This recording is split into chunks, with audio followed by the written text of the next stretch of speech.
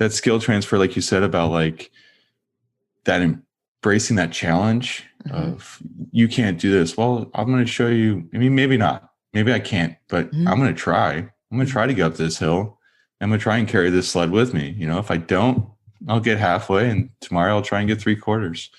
You know, everything doesn't have to be done in one day, in one try. And I think part of a team thing, part of, you know, the Olympics being every 4 years is great because it gives you the time to, we're trying to get 1% better, maybe 0.5% better today than we were yesterday. And there's going to be setbacks and there's going to be hard times, but that challenge, if it took you 4 years to do one thing and on day one of year 4, you accomplish it, that satisfaction, you get 4 years of satisfaction in one day. Totally. There's no wonder we as athletes celebrate when we win, because it's not about that one win. It's about everything that came before it. Welcome to Black Belt Beauty Radio, a podcast fueled by a passion to support your journey in developing your most beautiful and optimal performance in life. Each episode is driven with the intention to elevate your mind. When we elevate our mind, we elevate our life. So get ready. It's time to rise.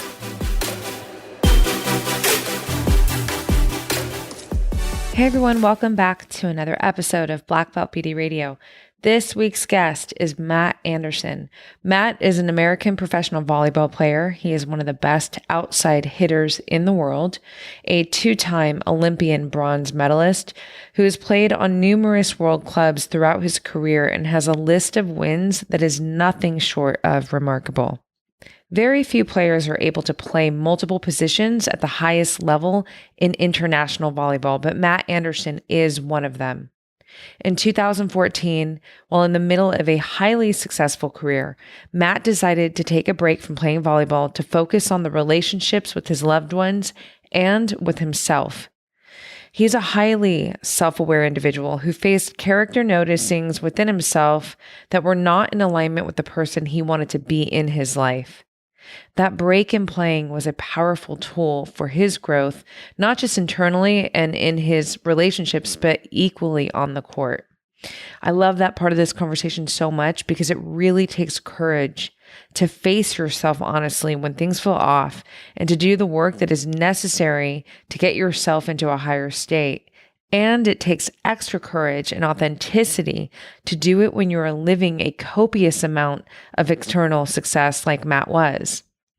In this highly authentic conversation, Matt and I get down on talks around becoming a new father and how that's impacted his life, being a passionate team player, where that comes from, what that means to him, and how it impacts his life, pivoting through COVID, appreciating the time off, but also being fiercely ready for competition.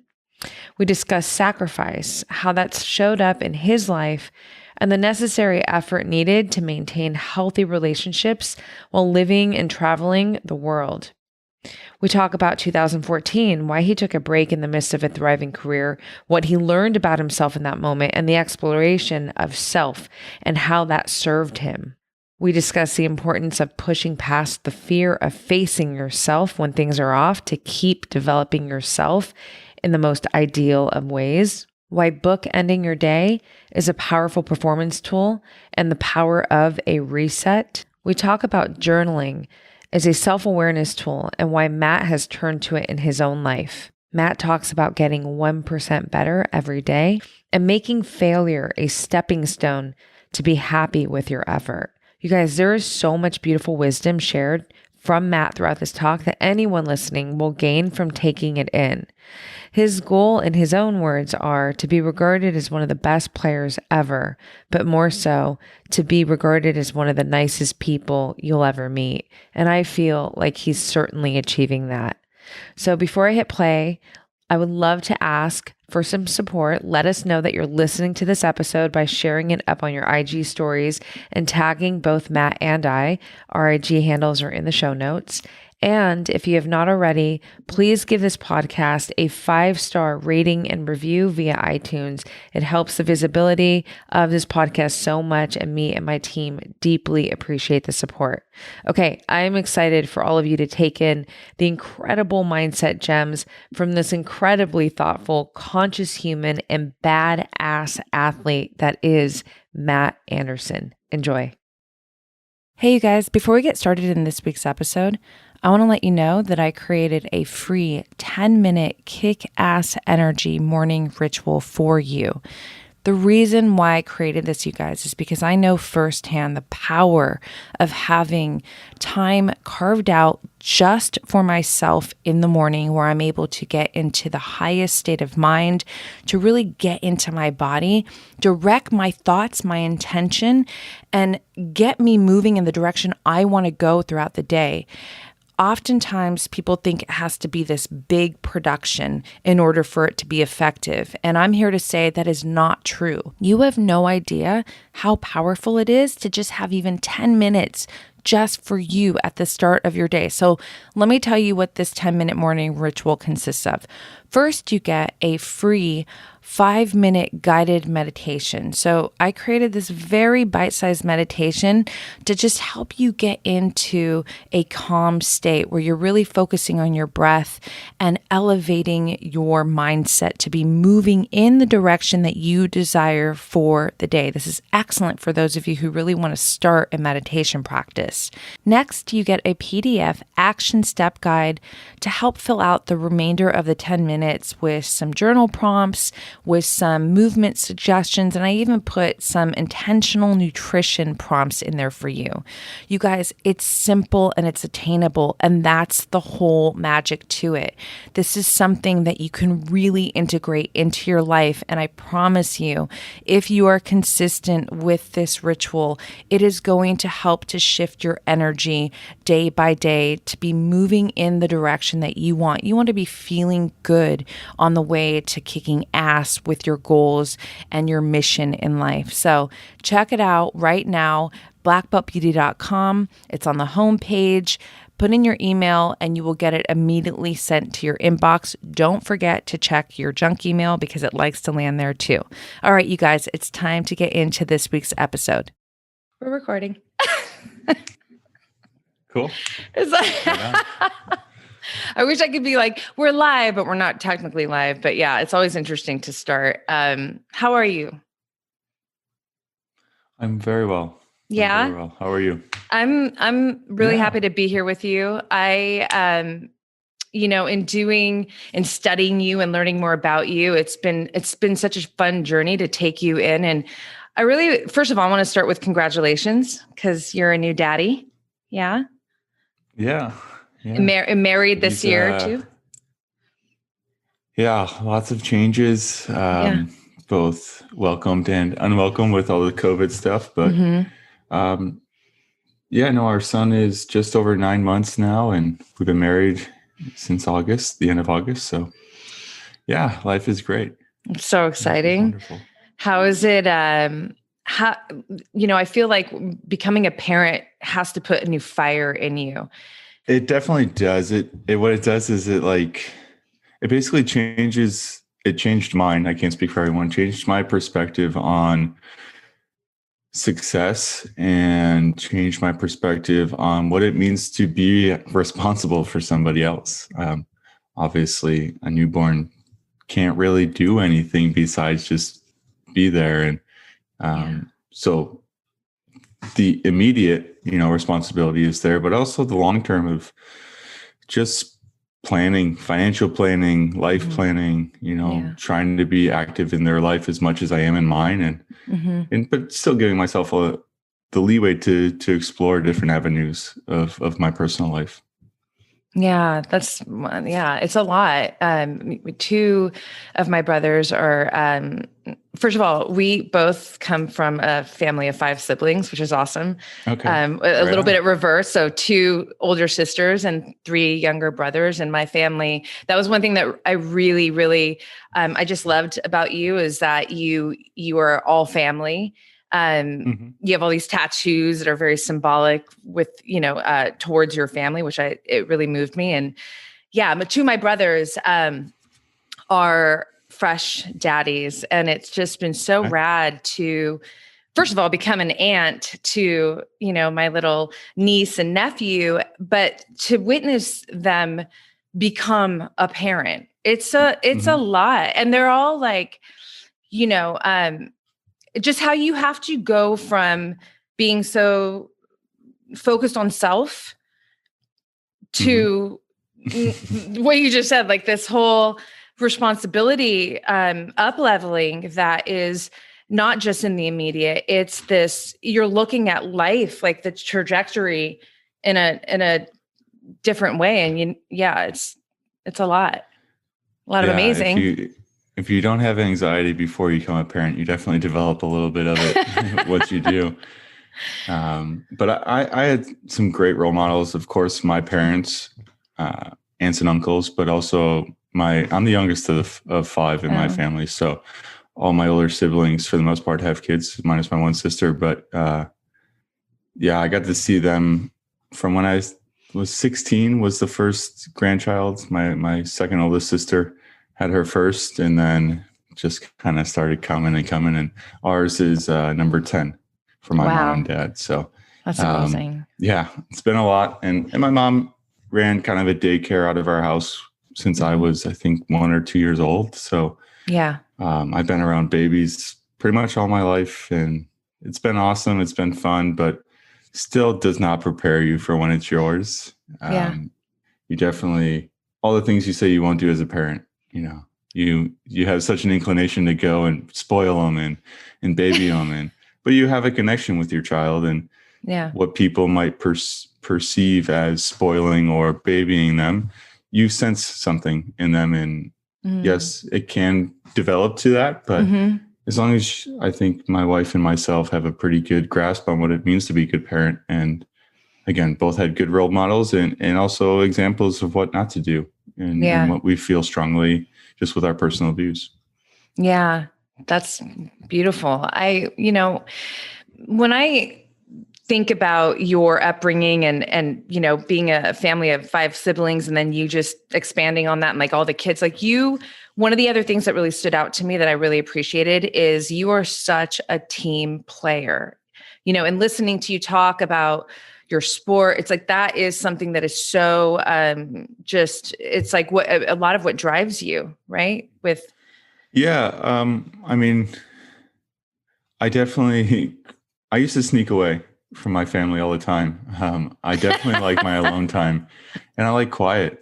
My grandmother lived not too far away from where I grew up, and I would go over to her house in the summer all the time to just get away. And she sat in her kitchen, watched her soap operas, and I sat in the living room and either took a nap, watched TV or whatever. And she'd poke her head in and be like, "Hey, how you doing? You need anything?" But I'd do chores around our house. But for sure, you're forced into being a team player, especially being the baby of the family. You can't go anywhere without somebody else. And even if I didn't want to go to my sister's volleyball tournaments or basketball tournaments, like, hey, I couldn't stay home alone. So I had to go. And I think it's ingrained in you. But then yeah. also being part of a team, finding that success through group and the team effort, chemistry, everything that can come from being part of a team. Yeah. I think it's nothing but beneficial for life. Mhm. Yeah, something that really resonates with me because not just even in the family aspect of it, but I really identify myself as a team player, period. So, it translates into every relationship that I have that really matters to me, be it business, friendships. It's like that's who I am and how I show up. And I'm very proud of that. It's like almost like a standard at which I hold myself too. And that for sure was developed and fortified through this, through my family and our interactions together. Like we're a tribe. And so I wondered, and I felt that, that would have most likely have been the case for you too, that a lot of your, the coming from a big family and having that connection really did play into how you operate as a team player in your sport in volleyball. Yeah, I think what it has instilled in me is kind of a passion and a love. And I mean that in a way of when I'm part of a team, I think you get the best results out of people by just showing compassion and love. And by putting all of yourself into it, it in a way entices them to do the same. Yeah. And I think something we developed with Team USA, and a lot of it goes to our coach and his practices, but we've developed a family feeling on the court. And it's just another level of depth into what our team is, but also the motivating factors in our team, because we understand that, I'm not playing just for me now. I'm not playing just for you. My family's behind me. And although this is fun and it is sport and there's so much joy that comes from it itself, it's our livelihood. And when you can feel that weight of what it's like for your teammate to compete for this medal or this prize, what it may be, it's incredibly motivating to me. And although it was more personally driven, like we talked about before my wife and son came around, it's a whole new level. It's crazy. I don't really know how to say it, but there's just so much more now. Well, there's a lot there to pull apart. First of all, I can only imagine. Second of all, it makes me want to talk about this pivot that you've had to adapt to and to be agile with, which is the pivot of, you were on your way to the Olympics and then you're not. And then this whole year, so gnarly. It's you have really had a year. Yeah. It's been nuts. It's like, can we talk about that for a moment? Because first of all, you pretty much play all year round from what I learned, right? Which is gnarly. Traditionally, yeah. Traditionally. And this year is definitely an exception to it, but yes. Has that been a little nice for you to kind of take a break for a moment, even though it wasn't It was a welcomed break. I think something that I've been toying with in my brain about my career and elongating it as much as possible, but also still keeping that fire and passion there, was to take some time off away from the game. And I found out pretty quickly into quarantining at home that I wasn't ready for that break. Competition is something that you have to train, and I was definitely trained for it. So that being said, like, I needed an outlet for it, and frustrations came up, and just wanting to go work out and not being able to. Volleyball is both a passion and also a very big stress relief for me, because it's something I believe I'm very good at and allows me to go excel and be critical of myself without bringing myself down. So having 7 months off from it was wonderful. It really allowed me to be an all-in dad and an all-in partner for my wife. So it was great. But that being said, I am really ready to get back and start competing and training really hard. That's rad. And you're getting ready to go, right? Yeah, I'm waiting on my visa essentially for China to get tested and then get on a plane and get over there. And do you feel, it sounds like you feel really confident about like you're ready to go. And so despite all the craziness of this year, you're locked in. And yeah, I think I am. Yeah. I believe I am. I want to play again. I want to at least feel that thrill. I got to play just myself out in California for a few weeks of just being on the court myself and one coach. Oh, wow. And it was fun, you know, but having that team camaraderie, that collective push towards something, it's missing a little bit in my life.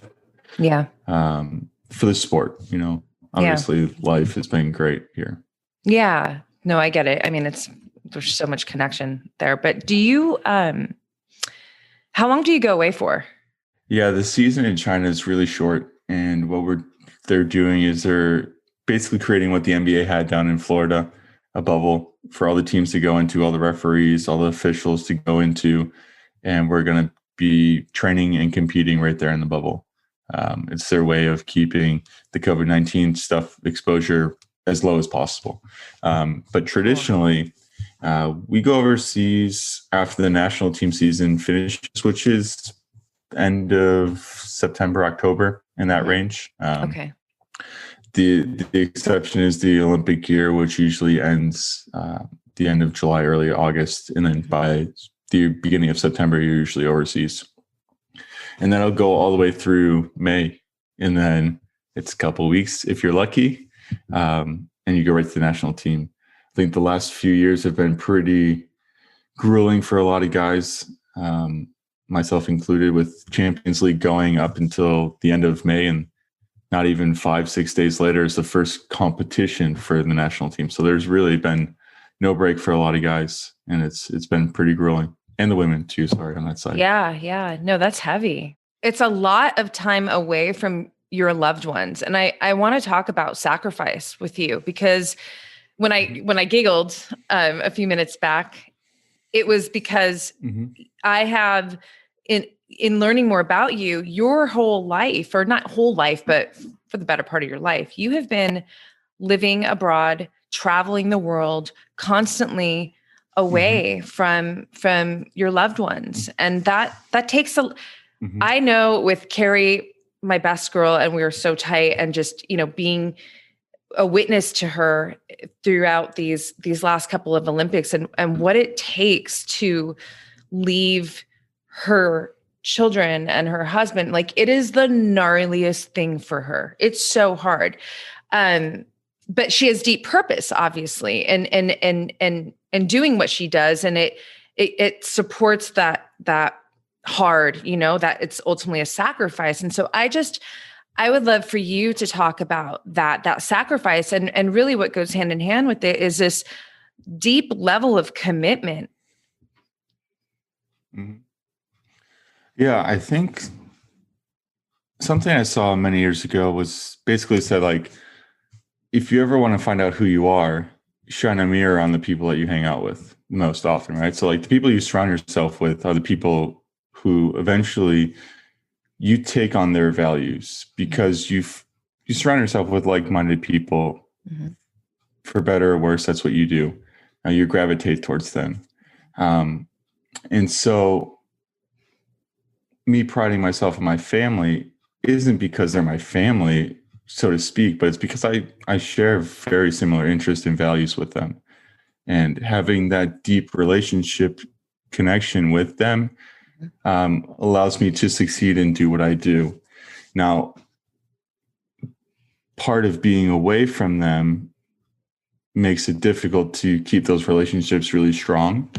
And it takes effort, you know, concentrated effort in reaching out and not just letting it be a message here and there. It's having a full-on conversation and getting into the deep, heavy stuff that, let's be honest, is not comfortable to either speak about or to listen to. But that's part of being in a relationship. That's part of being in a family, in my mind. And so if we can rewind my career a little bit back to 2015, it's pretty well documented out there that I was playing for one of the best teams in the world, playing for Team USA and thriving in both teams.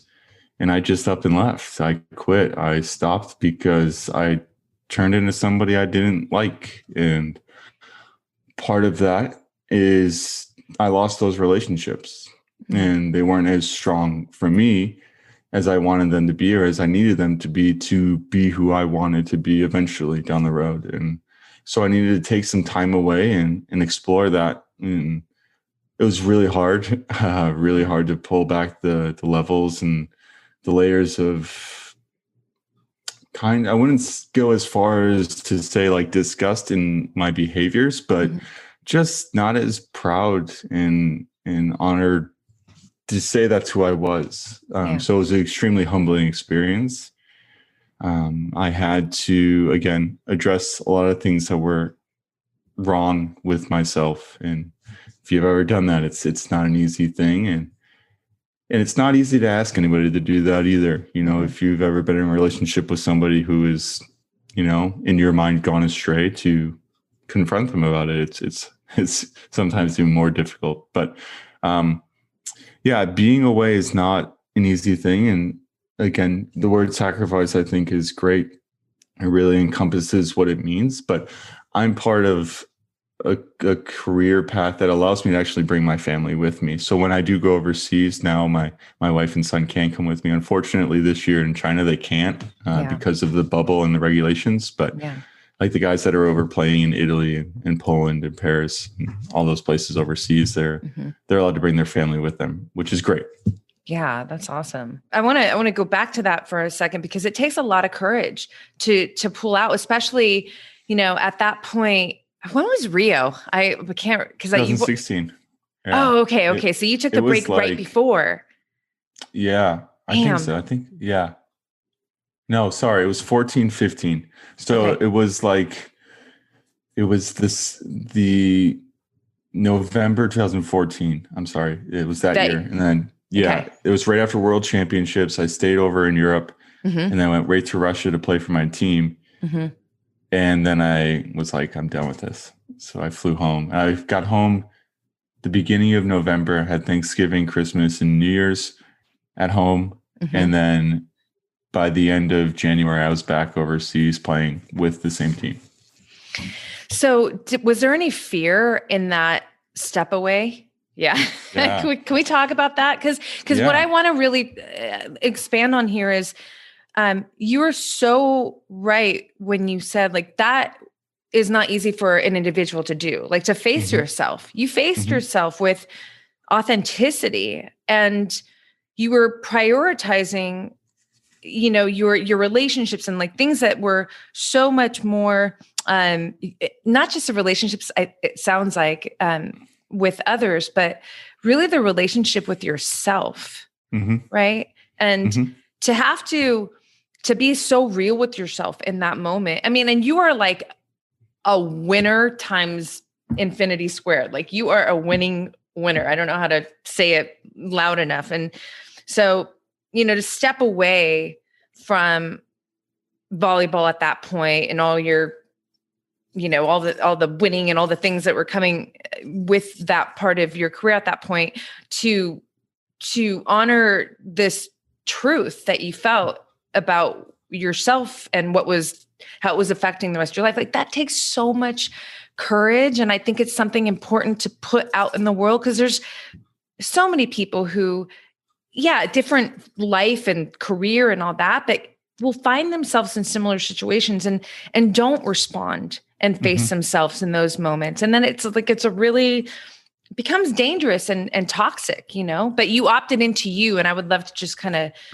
pull on that a little bit more and talk about like how that fear felt for you and what your process was to really say, I might be afraid, but I'm going towards it. Yeah. I think what needs to be said first is I was very fortunate to be at a spot financially and had the luxury to honestly just stop working for a little bit.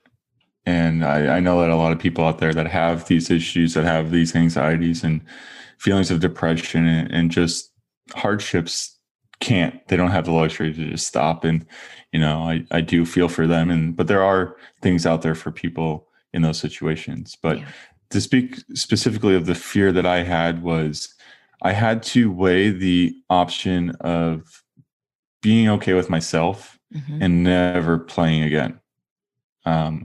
So I wasn't able to unpack mentally if me being who I was at that moment, at that point in my life, was generated by playing volleyball.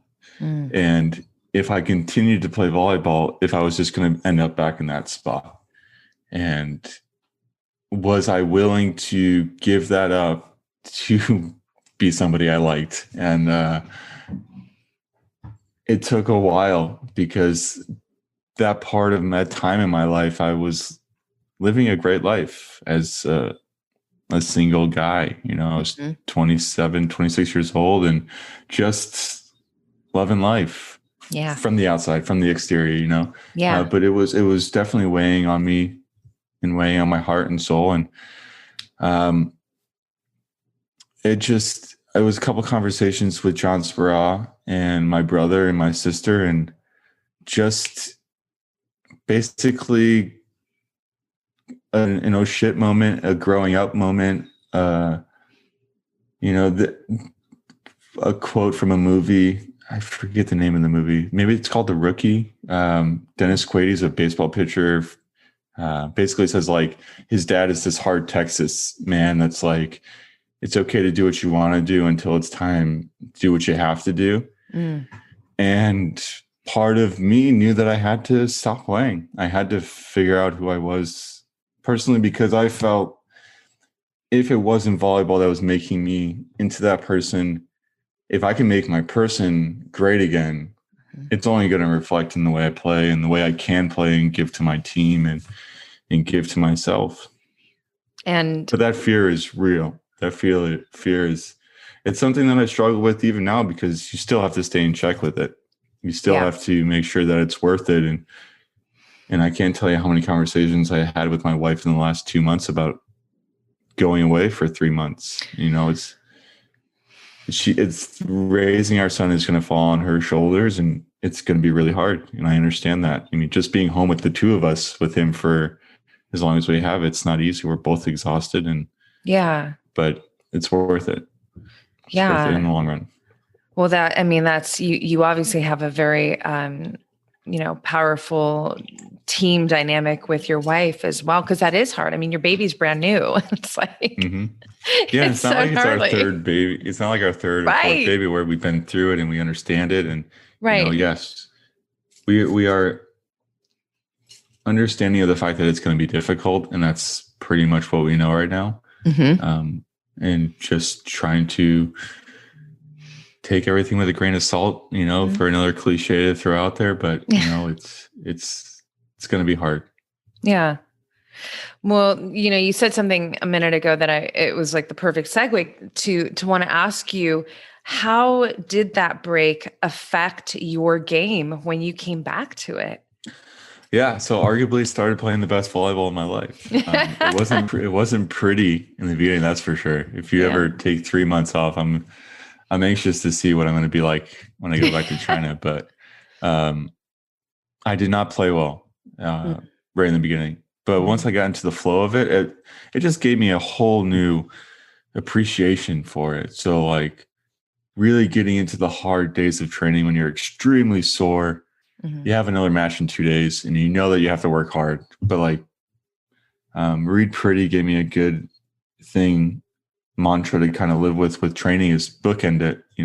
Know that go into each day, starting at 9, finishing at 2 p.m. Like, these 5 hours, I need to work my ass off. And, 2 hours into it's going to be hard, but even 3 hours into it's going to be hard, but you're going to be able to do it because you're trained to do it. And so I was able to bookend it and really give everything I could into that. And that's what started one of the best runs professionally that I think that a modern day team has had with Kazan, my team in Russia. We won 4 Champions Leagues in a row. We won the Russian League 5 years in a row, Russian Cup 4 years in a row, something like that. Like, we went on a tear. Yeah. National team, we won World Cup for the first time since the 80s. And we went to the Olympics and won a bronze medal. So, I mean, crazy run. What a powerful chapter of your life. And I imagine that all of those wins had to have felt so much better internally because of the work that you had just done prior to in that break for yourself? Yeah, I think what it did was it solidified my decision.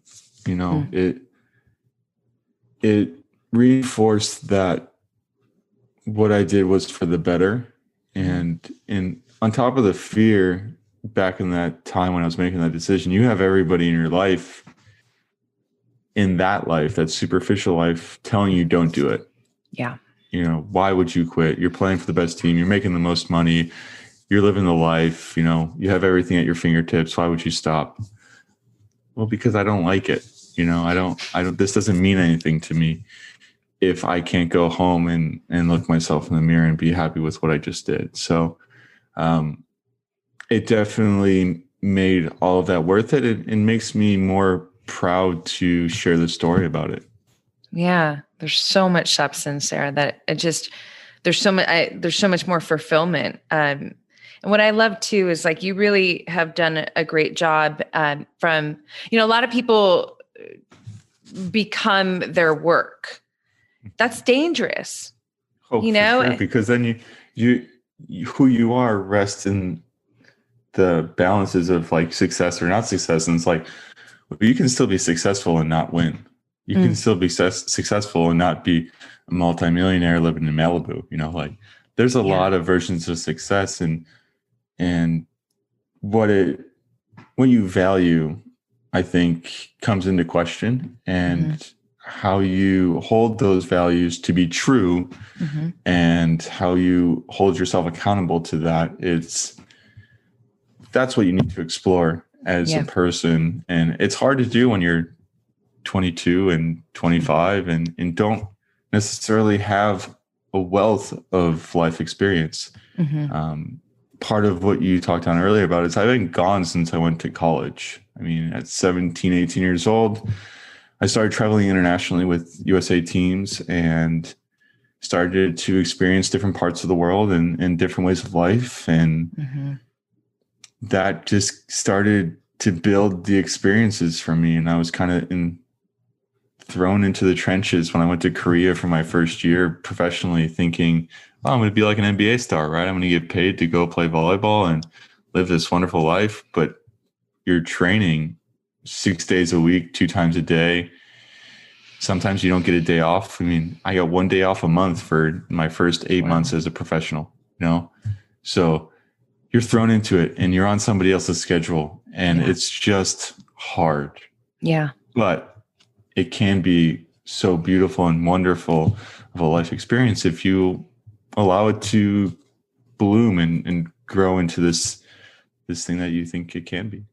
Yeah. Well, that makes me inspired to ask you about the skill transfer.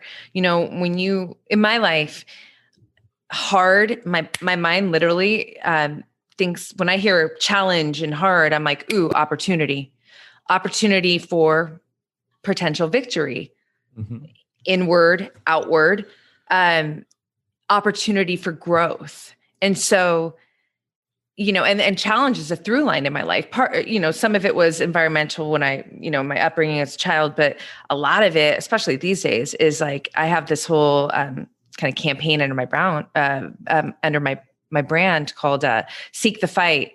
And so it's like moving towards these challenges that stand guard at, the things that you desire for yourself, for your life, and going into the arena and essentially like going into battle. Right. And so, and I've succeeded a lot of those challenges. As an entrepreneur, you face them every single day. Right. And so coming back to you and the skill transfer. So when I think about, like this year is crazy, 2020, all the things, the skill transfer of you facing the challenge has to be pretty strong. Like you just said, like there's been moments where you don't even have a day off, and you have to be so resilient. How is that? Let's talk about the skill transfers from mindset that, affect your life off the court. Yeah. So I think there's 2 versions I have, and I'll talk. It's pre-quitting and post-quitting. Pre-quitting, I I couldn't turn it off. Something as simple as playing a friendly game of ping pong in my basement. It wasn't friendly, I felt a visceral response to that competition, and that's not healthy in my mind. I think it's if you and your friend are getting into it and it can be playful, yes. But something as simple as not wanting to lose to my older brother, besides it being my older brother, like I said, a visceral response to competition was extremely unhealthy, because if I lost, the way I acted versus the way I won, if I won in the way I acted, we're just polar opposites. And it made it not fun to be around me. And I understand that. Now, skills transfer to everyday life now. I mean, yeah, I love it. I embrace waking up early. I force myself to try to go to bed early, because I know that when I get up early and I can get things done, it's just so much more accomplishing. This feeling you get inside of like, wow, that was a day. The Jimmy V speech about like the 3 or 4 things you got to do in a day to have a day, like laugh, cry. There's a couple other things. And it's like, but that's a day, man. Shoot, if you can get a lot of things done, that's great. That skill transfer, like you said, about like that embracing that challenge of you can't do this. Well, I'm going to show you. I mean, maybe not. Maybe I can't, but I'm going to try. I'm going to try to go up this hill. I'm going to try and carry this sled with me. If I don't, I'll get halfway, and tomorrow I'll try and get 3/4. Everything doesn't have to be done in one day, in one try. And I think part of a team thing, part of, the Olympics being every 4 years is great, because it gives you the time we're trying to get 1% better, maybe 0.5% better today than we were yesterday. And there's going to be setbacks and there's going to be hard times, but that challenge, if it took you 4 years to do one thing, and on day 1 of year 4, you accomplish it, that satisfaction, you get 4 years of satisfaction in one day. Totally. There's no wonder we as athletes celebrate when we win, because it's not about that one win. It's about everything that came before it. And it's hard to explain if you've never really done it, but it's like Christmas morning for a year, because nobody else is going to win that championship for another year. So you get to carry that with you for an entire year.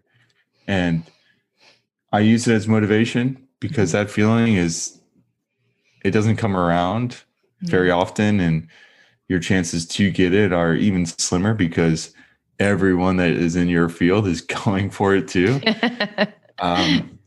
But to be able to have something that you remember and look back on, and hopefully I'll be able to share some of these stories with my children, and they'll value it. Yeah. And I don't want them to rest on it, be like, oh, Dad did it, I can do it too. Like, no, you got to work hard, and it's not going to be easy. But yeah, that finding that success through that challenge is just, it's incredible. It's so powerful. That was a powerful piece right there that you just dropped on us. I love it. It inspires me to want to ask you about failure, and how do you respond to failure? What does failure mean to you? Yeah. Okay. So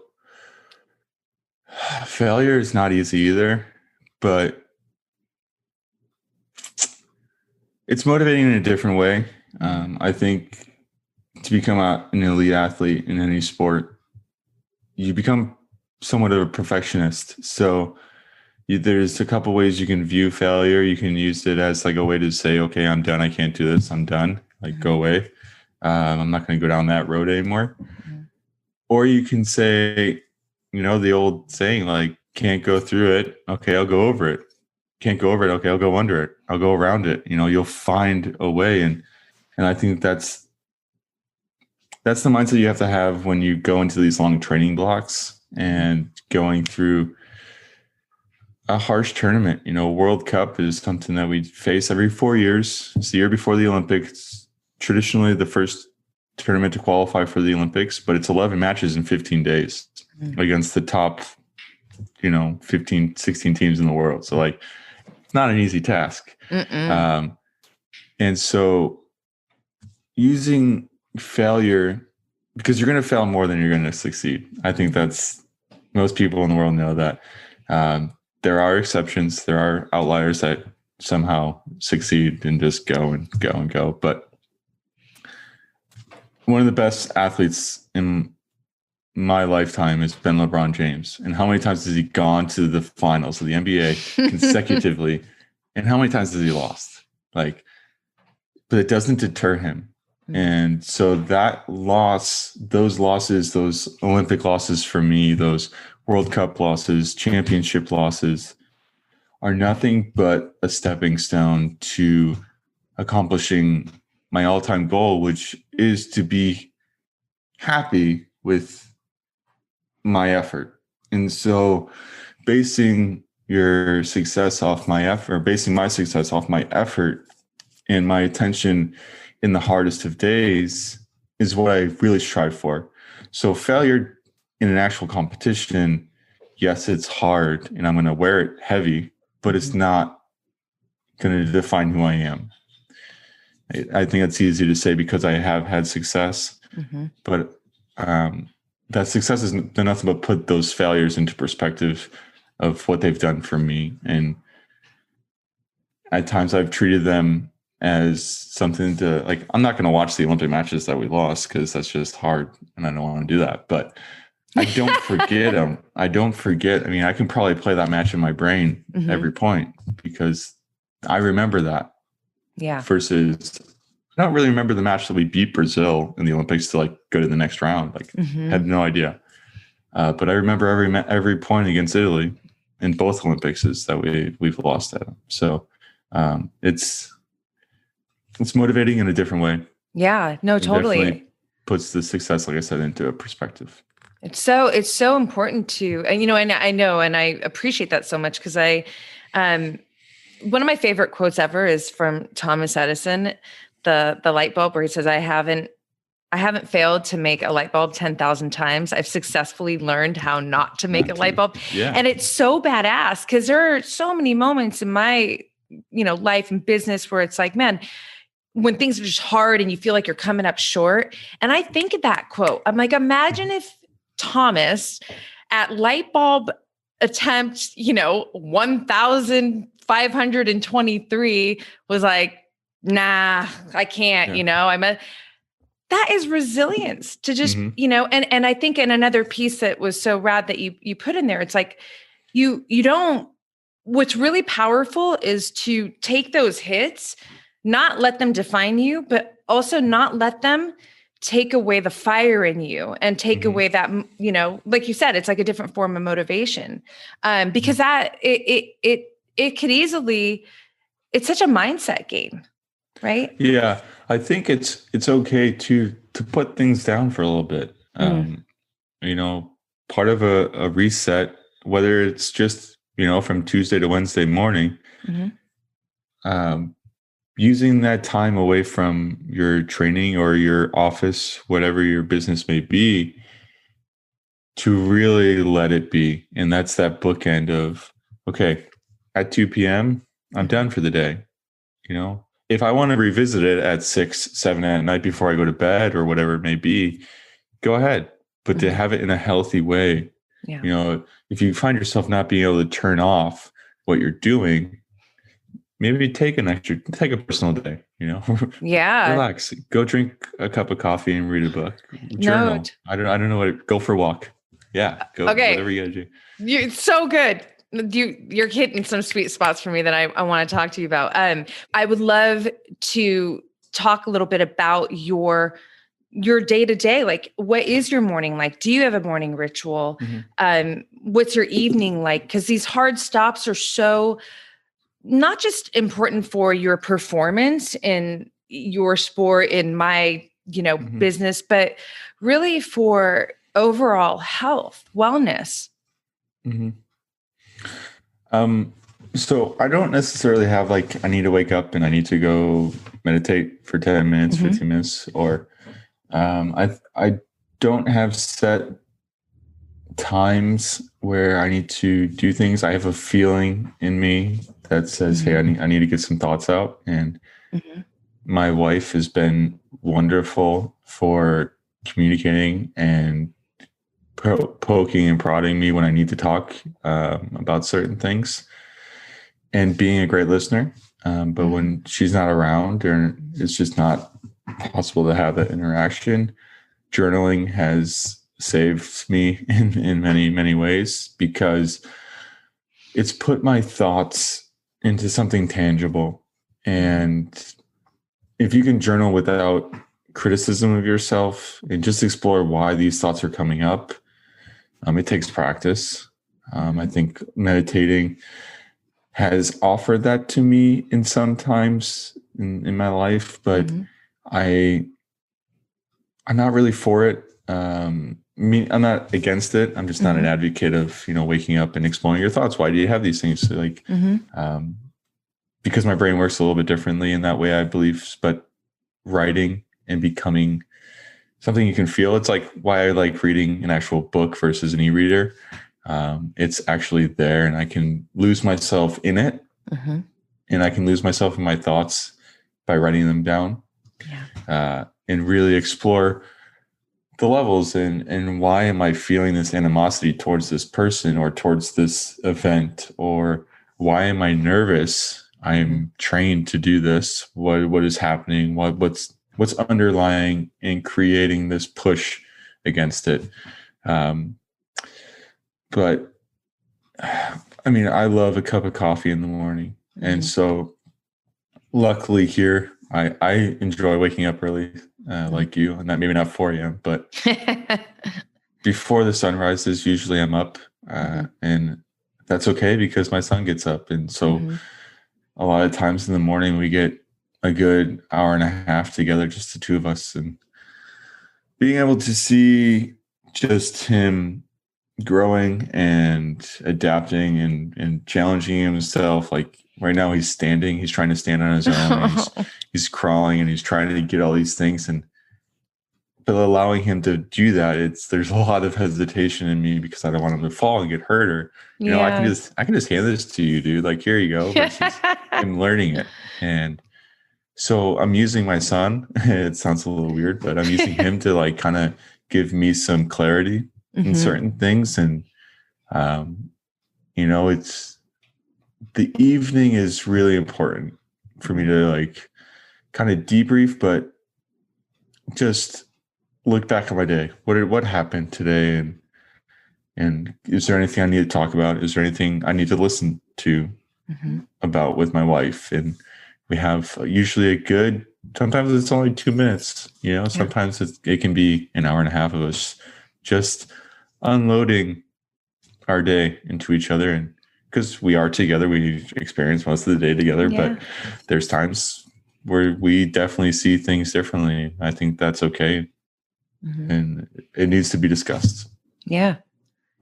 So I don't know if I really answered your question there. No, you did. It's all a journey. It's just, it's interesting because it's, it's fun to tease apart someone like yourself who is just living a life of excellence, really. What is your day-to-day like, and everyone's is so different. And, like I know in my own life, I get tired when my circadian rhythm is really healthy, right? And I get like when the sun sets, like I start to set too, And it's funny because sometimes friends playfully have made fun of me. I'm like, you're going to bed at like 8:30. I'm like, you guys, here's the thing. I have used my mind, my heart, and my body, very physical, lots of different modalities of movement. I should be tired, but it's this fulfilling kind of tired. It's not, because there's a difference. And so it's just, it's fun to explore people like yourself, like your actual process. And I do, if you're okay with that, I really want to talk about journaling for a second more, just because it is so, it is so powerful. I have over 20 years of writing in my home, and it started before that, but I've moved around the world. And so I, lost journals along the way. But, one of the things that is so obvious about you is you have a very deep and powerful sense of self-awareness. And that is, in my opinion, one of the most important assets to a being's, like, just to be here and to really be alive. And I have found that my self-awareness has been developed and fortified through this place that I call my favorite room, which is my journal. So I would love to just kind of learn, when did you start journaling, and how is journaling, if it has, supported you? And it may be a little redundant, I know you talked about it a bit, but like, I imagine if you're on the road and you seem like someone who you need time with yourself in those moments, have you gone to your journal? Sometimes. I really started, and I wrote through a few journals pretty quickly when I first quit, when I first stopped and really started doing the self-reflection. I started going to a therapist, and one of their first things was, do you journal? Do you put your thoughts down? Because, I would get there. So if my meeting started at 3, and from 3 until 4, like, it was verbal diarrhea just coming out and coming out. She's like, you obviously have a lot of stuff to say and a lot of feelings and things to explore. So write them down. You don't always have to come in here and talk. You can, if there's somebody you want to talk to, or you just want to get your thoughts down and see if you actually want to say these things to people, write them down, see what happens. And I was very reluctant to do that. Mainly I have chicken scratch, so I couldn't read it. But once I started understanding how I actually write, and I think it actually made me a better communicator, because when you don't have all these thoughts flooding your brain constantly, you can think clearer and you can formulate thoughts better. There's not things necessarily like impeding on one thought with another. Unfortunately, like, we can't really control the thoughts we have. Right. That's part of something I've learned through the meditation practices, but paying them respect and being able to move on to something else has been huge. And I think journaling has helped me with that. Yeah. I'm not as consistent as I'd like to be. And I think that's part of times when I have like some flare-ups of frustration and inability to pay attention and focus. But when I do have the time to, or I make the time to write it, it definitely reflects in my day-to-day life. I think an important thing to know about journaling is you don't need a book and a piece, like a pen and paper. Everyone has a phone that has a notes in it, for the most part. And you can be mentally journaling. I think a lot of times, if you can just lose yourself in a thought, go for a walk. And if you're out there and you're like, whoa, if you're driving home sometimes and you're like, how did I get home? You're kind of mentally journaling there. You're kind of on this journey in your head of like, I need to get home, but this really bothered me today. And like, you're paying attention, but you're not really there. And I think it's happened to most people that have driven home sometimes. And it's a way to unload things that are clouding your mind and clouding your judgment and not allowing you to be you and be in the moment. Yeah. It's so good. It's so good. And really connect with yourself in a deeper way, and that is so important. You want to move through life feeling very self-connected, understanding who you are, what's important to you, and all the things. Yeah. Thank you for sharing that, because it's so special. And it's not, there's so many brilliant people who validate journaling. When I was younger and I started journaling, it wasn't this high performance tool. I wasn't going to it to write down my goals or anything. It was like, I craved this space to be in with myself. And that was how I was able to do it. And, so it was never a chore. It was just always a deep love. And I think a really cool quote and something that I try to base most of my goals on and kind of live my life with a certain type of passion towards something. And it was Maya Angelou who said, like, people won't remember what you did or what you said, but they'll remember how you made them feel. Mm-hmm. So part of my team that I try to work towards and try to, portray in my career and part of the way I live my life with my wife and my son is I don't ever want to leave a room or a match or a training gym without people feeling that like I brought something to their life today. And it could be as simple as a hello. Mm-hmm. And it could be as simple as going to the supermarket and saying hello pleasantly to the greeter. Everyone has crap going on in their lives, and just look at your own family and how many issues your brother or your sister have, and but you're still able to have a conversation with them and make them feel better about their life. But that's everybody in the world. Everybody has something. Even the most successful, most wealthy people have something going on, and it's easy to judge. It's easy to criticize, but sometimes taking the high road that we talk about is harder, and it's more fulfilling in my life.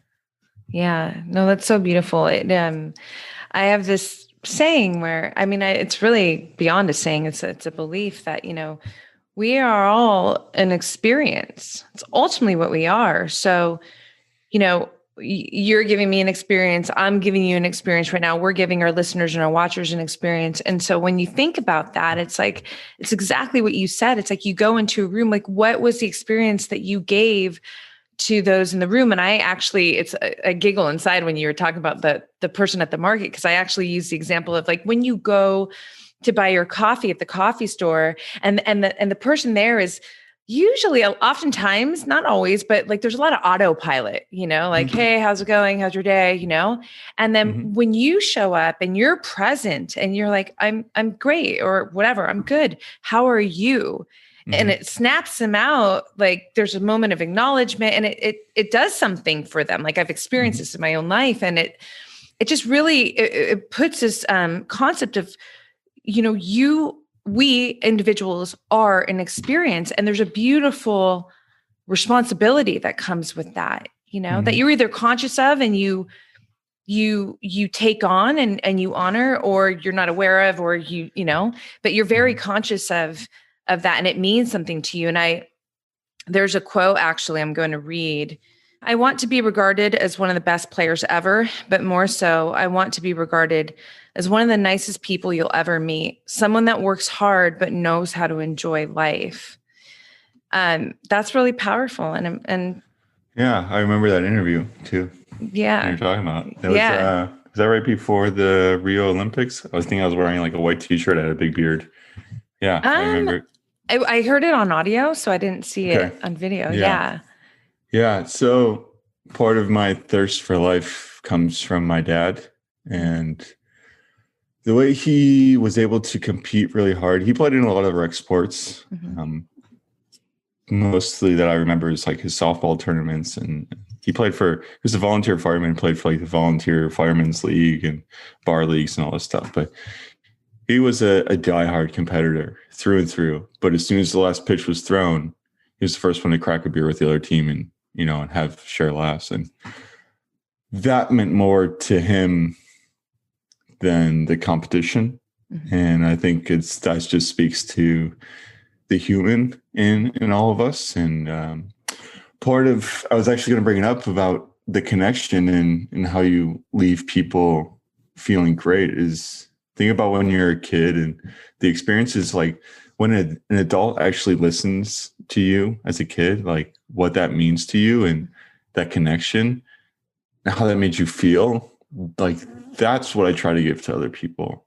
And it doesn't always work. I mean, sometimes, when people try to be nice to me, you're just in the mood and you're like, I can't, I'm sorry, I need to go kind of stuff. Mm-hmm. Need to check out. But the attempt, and I think we're all just trying to be the best that we can. So to not weigh yourself so heavily and criticize yourself so heavily on one failed, quote unquote, failed experience. There's plenty more to come. But that quote was a really good interview. I remember that one. Yeah. I mean, you have several, and there's so many more quotes I pulled from, but we don't have enough time. But that quote and everything that you just shared from it's a perfect segue to want to ask you something that I'm so curious about. I think, when you are a fierce competitor, and this is your career, this is your livelihood, like there is responsibility that comes with this. So you take it really serious. You have to. How do you keep it playful at the same time? Because I feel like that's so important, not just for actually how that affects your game, but for you to keep the stoke and the joy in a very healthy place. Yeah, I think finding levity in something so serious is a necessity, like you said. I think so much of sport is random. I mean, you can train so hard for something to work one way and it just doesn't, or it does 99% of the time. And then that 1% of the time, it's just random, Yeah. And to understand that it's not just sport that has that, life is like that in a lot of ways. Being able to laugh at yourself. I mean, I'm a professional athlete and I still trip over my feet every now and then because it just happens, and you have to be able to laugh about it, and you have to be able to be vulnerable for that and know that when other people are laughing, it's not like you got to check your ego at the door in a lot of ways. And yes, ego can be helpful and can motivate and can be a driving force behind your competitiveness. But if it's the only thing driving you, you're such a fragile athlete, you're such a fragile person that laugh is going to literally throw you. And so, I mean, yeah, I've made mistakes on the biggest stage in sports, and to be able to go back and laugh and I tripped over my own foot, whatever, it happens. But it's not 1 point. It's not the end of the world. One action is not the end of your life. Doesn't mean you're a failure. It happens to everyone. So good. Yeah. I guess being the youngest of 5 will help you. Yeah. It really keeps you in check. Like my older brother can just pull up parts of my game and my career and well, you didn't have that one. Like, yes, I didn't. You're correct. Because it's a fact, it's part of it's what's out there. Oh, dude, I relate. A lot of, it's hard to kind of go, well, where did this come from? This authenticity piece that is just, it's the only way I know how to live. I definitely feel like I came downloaded with it, but I will say that my siblings, especially 3 brothers, so my brothers kind of trail right behind me in age. There is no bullshit. Like they will call you on your shit. They don't care. And when you think about like someone like yourself and you're this mega athlete, just, and all the people who are loving on you on the external, all the yes people. And then you have your siblings who are like, yeah, no. Yeah, it's gotta be so helpful to keep you really rooted, right? Yeah, totally. And exploring those relationships and keeping them strong is what keeps me who I am. And, it's really fun. I mean, Christmas time in my family, unfortunately, I've been able to be a part of it quite recently, but there's years where I don't get to see them for Christmas and New Year's. And, those moments there's so few and far between that you really get together. And so I think my family does a pretty good job of making a point of getting together when we can. And then once we are together, just it's a riot. Just being each other, just being ourselves. And I mean, my brother has the nickname of Factoid because he likes to think that he knows everything. And it's always great to call him out on something that is not right. Yeah. But we don't let that small stuff, we don't sweat the small stuff in front of each other. And I think it's more authentic. Like you said, it's just It's no bullshit. You can't hide behind facades with your family because they've known you forever. You know? Exactly. When if you start wearing a hat and you never wore a hat before, like what's going on here? You know? Like that kind of stuff, but also deeper things, like no, totally. yeah. I just went visual to my family. Like if that happened, like my brother would be like, "Oh, who are you playing right now?"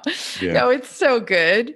So I want to ask you about this next Olympics for you. So the obvious goal is to win gold, right? Mm-hmm. But what are the other things that you aspire to accomplish, whether it's the internal and the external? So if you can fast forward to Olympics are done and you're looking back, like what are those things that you really want to experience, to cultivate, to achieve? I think it's besides gold, right? We go there besides for that. Gold. Yeah, we all go there for that. I think it's most of the stuff we talked about in this little chat here is, leaving my teammates feeling better about themselves and better about, the experience. Being able to honestly look at myself and say that I didn't leave anything on the table, win or lose. I put forth my best effort, and that is in the time of competition, but in the preparation leading up to it. And then also paying respect to sport and knowing that sometimes you show up and you can prepare all your life, your 4 years of your quad for this moment. And for some reason that day you woke up and it's just not there. Not using it as an excuse, but paying respect to it and being okay not knowing why. I think we can really get lost in questioning why in everything in life. Yeah.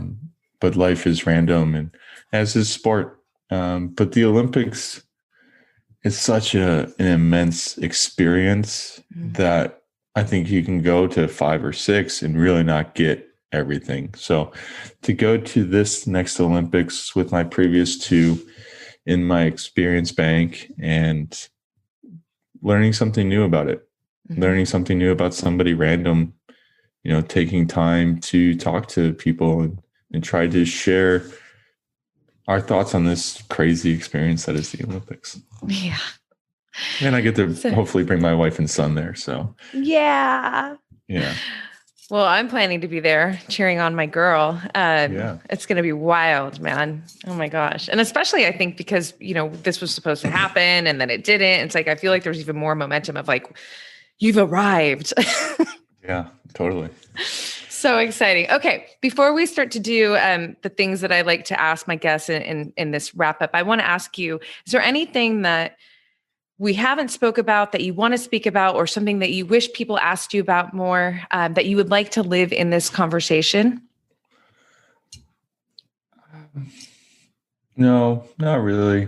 I think we touched on a lot of good stuff, but I think I guess there is something, but the small little lessons, that parents and grandparents try to teach you, it's not because they're trying to stop you from having fun or stop you from being a kid. It's just small little mantras to keep in the back of your brain, and like patience and understanding go a long way. And if you can truly engage in someone else's experience, you can find out a little bit about them and find out where they're coming from and why they are a certain way in both the behavior and their thought process. So it's beautiful. Be easy on each other. Be easy on yourself. It's beautiful. Thank you.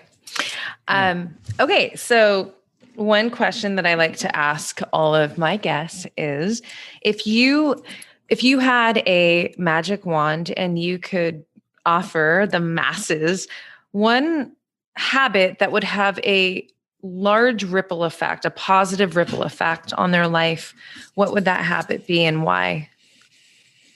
One habit. The ability to disconnect from yourself.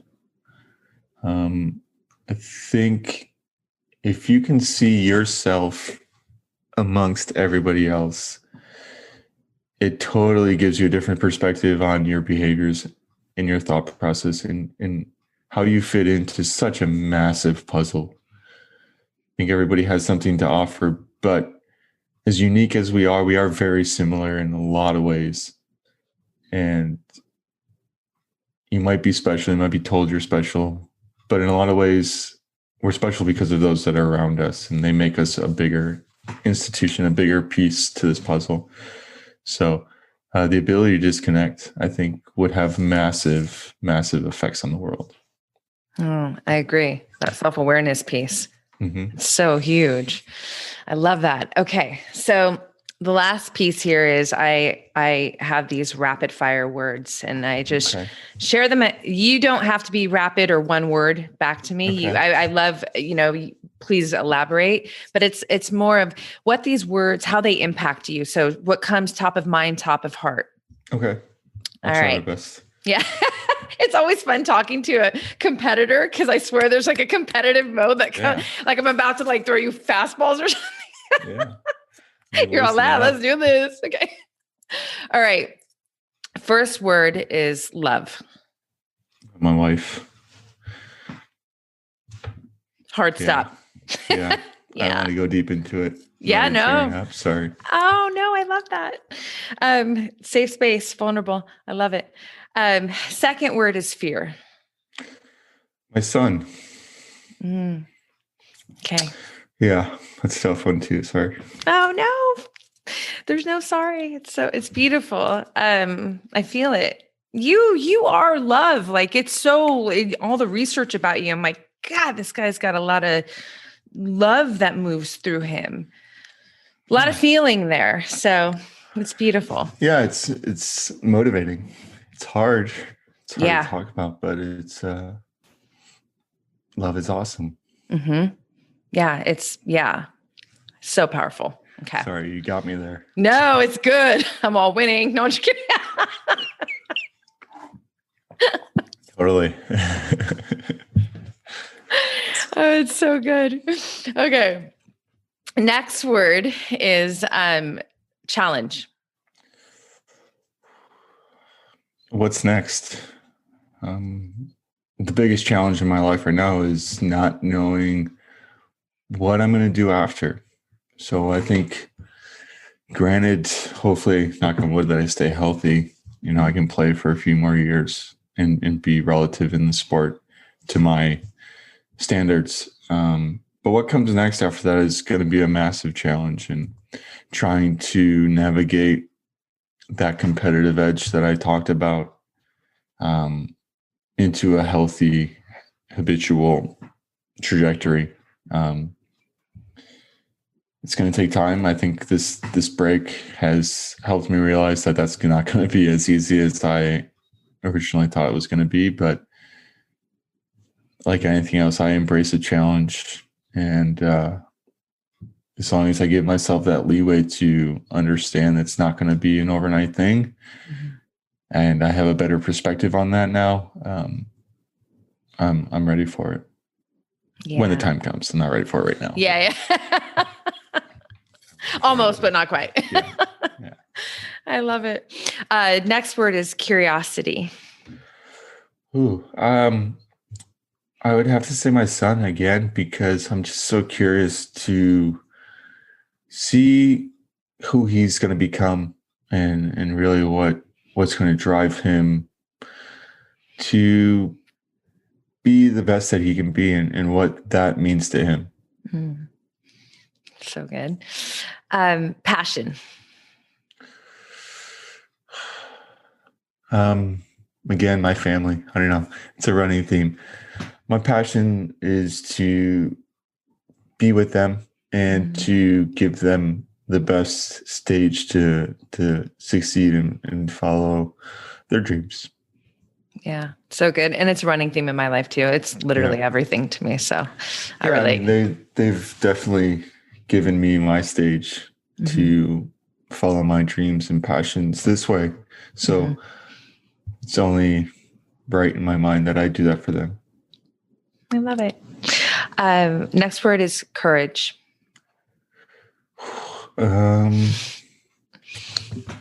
Probably I'm going to say my wife and my mom, because they are both in tough situations, and my wife to have the courage to do her life and her passions of photography and being a mom, and to do it alone for the next 3 months is going to take a lot of damn courage. My mom, because she's still rocking it, still being herself, and she's not easy, but she is her person, and to have the courage to be that still. So good. That's so good. Okay. Next word is one of my favorite words, resilience. Ooh, that's a good word. Resilience. So I think naturally I gravitate towards people that have taught me a lot about resilience. And for a direct example is the Navy SEAL trip I took with Team USA a few years back, which leads me down another path of family and my cousin who